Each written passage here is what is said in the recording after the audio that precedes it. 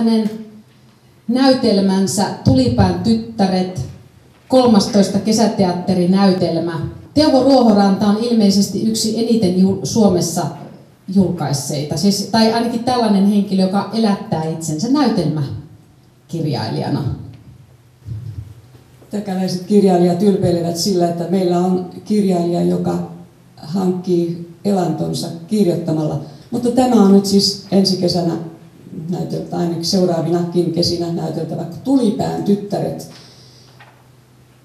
Ja näitä tosiaan myydään kesäteatterinäyttämöille paljon. Tässä viimeisenä sitten vielä esittelyssä on luovan kirjoittamisen piirin Salasanan Muutosten tuulet 6. antologia. Täällä ei taida olla yhtään antologian tekijää paikalla, ei myöskään itse antologia, mutta tällainen antologia on kuitenkin julkaistu. Ja Anneli Seppälä lienee se yhteyshenkilö sitten, yhdistyksen hallituksen jäsen, mikäli joku on kiinnostunut tästä. Ja sitten siirrymme tiedotusasioihin. Niin, haluatko sinä tässä vaiheessa, Heikki Saure, kertoa lyhyesti tekeillä olevasta kirjahankkeesta yhdessä Anu Irmelin kanssa? Tule tänne.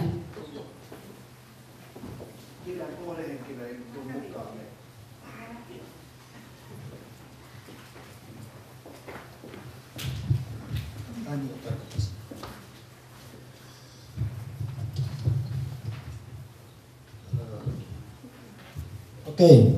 Joo, eli helmikuun puolessa välissä juuri sopivasti ennen Lahden kirjamessuja ilmestyy kirja nimeltä Matka yli ymmärryksen. Ja se ilmestyy Avainkustantamolta. Minulle kirjan tekeminen on aina matka ja nyt se matka meni sitten yli ymmärryksen. Lähdin selvittämään semmoisia asioita, että miksi monet ihmiset uskovat kummallisiin merkillisiin ilmiöihin, joita tiede ei pysty selittämään ja joista kertominenkin usein aiheuttaa sen, että leimataan hulluksi ja niin edespäin. Sitten minulle avautui tämä maailma oikein erinomaisesti Anu Irmeli-Sallamo Lavin kautta, jonka touhuja olen tässä seurannut noin 15 vuoden ajan. Ja kutsun häntä aina leikkimielisesti noidaksi. Se tärkeä lähtökohta oli tässä se, että nämä on tavallaan niin kuin rajatiedon ilmiöitä, mutta minä lähdin avaamaan niitä nimenomaan semmoisillekin ihmisille, jotka suhtautuu niihin hyvin epäluuloisesti, niin kuin Anu Irmelikin aikoinaan. Myöskin niin, että minä sitten kirjan kirjoittaja en näihin usko, eli suhtaudun epäluuloisesti, mutta niin omituisia asioita tässä on tapahtunut, että epäuskoni on välillä ollut kovalla koetuksella. Ja tässä on semmoinen kantava ajatus, muuntuneet tietoisuuden tilat, jota esimerkiksi uni edustaa. Tässä käydään läpi sitten erilaisia henkimaailman kummallisia ilmiöitä. Ja kirja on, usein nämä tämmöiset rajatiedon kirjat on vähän semmoisia minun mielestä ainakin pliisuja ja siinä on semmoista elämän ohjeita, jotka minua kyllästyttää usein, niin tämä tyylilaji on ihan toinen. Tässä liikutaan hulluuden rajamailla ja kerrotaan kummitustarinoita ja kaikennäköistä hurjaa. Ihanat vuodet, 5 vuotta. Mä oon oppinut aivan hirveästi. Kiitoksia kaikille. Ja nyt on turvallista jättää nämä hommat itseäni osaavammille, kenet sitten valitsettekaan.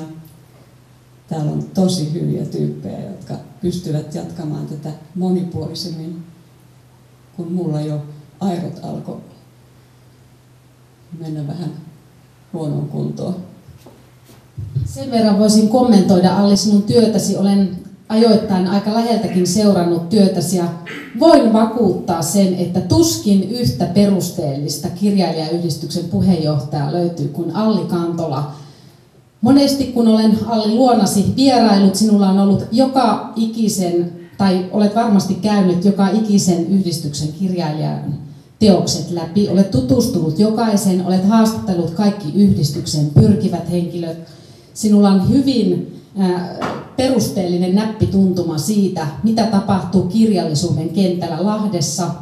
Ja lisäksi olet myös sitten tehnyt paljon tällaista avittavaa työtä. Olet auttanut solmimaan kontakteja kustantajiin ja tämmöisiin esilukijoihin, kustannustoimittajiin ja tämän tyyppisiin asioihin. Onko sinun mielestäni tässä omalla työmaallasi niin tapahtunut muutoksia tai tämmöisiä ilahduttavia, jos arvioit omaa työtäsi?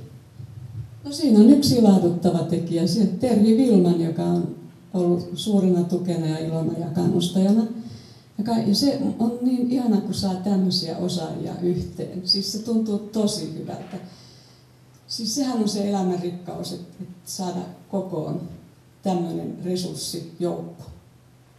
Mä oon ylpeä. Olkaa tekin ylpeitä itsestänne ja Lahdesta. Ja siitä, että olette Lahdessa. Tukekaa toisianne. Kiitoksia Alli. Tukekaamme toisiamme, niin jätämme tämän mieleen kypsymään. Ja kiitos Alli näistä vuosista sinulle. Ja nyt sitten seurustelemme ja